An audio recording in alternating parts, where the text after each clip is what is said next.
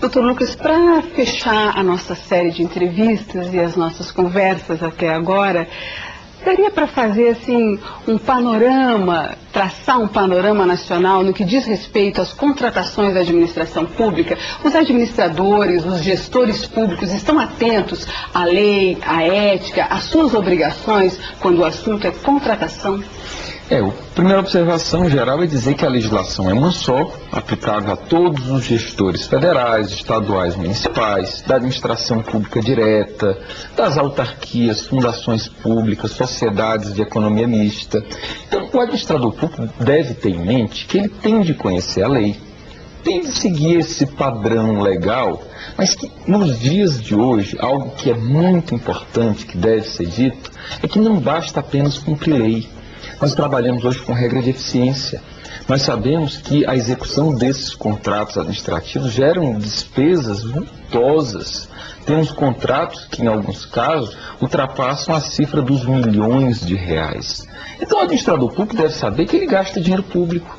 Então, além de cumprir a lei, ele deve preocupar-se com a eficiência do contrato. Deve haver um planejamento adequado.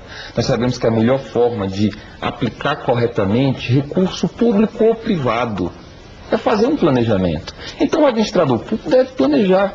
Ele deve procurar aplicar os recursos públicos como se fossem recursos dele próprio, para que seja aplicado corretamente. E dizer que existe uma fiscalização hoje em dia, que nos dias atuais está sendo incrementado em muito poder da administração pública de fiscalizar.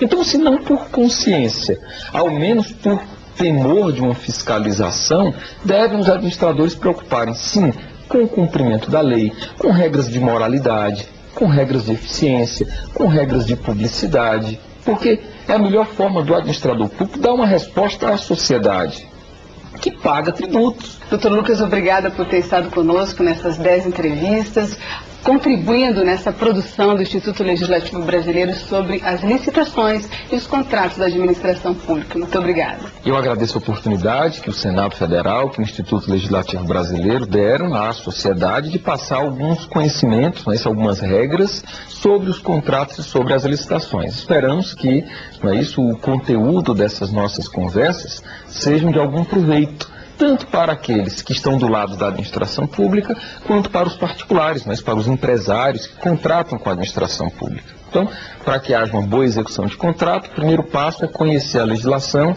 e nesse ponto está de parabéns o Instituto Legislativo Brasileiro do Senado Federal pelo programa. Muito obrigado. E obrigada a você que nos acompanhou nessa série de entrevistas sobre licitações e contratos da administração pública. Essa parceria da TV Senado com o Instituto Legislativo Brasileiro. Obrigada por ter estado conosco em mais essa produção.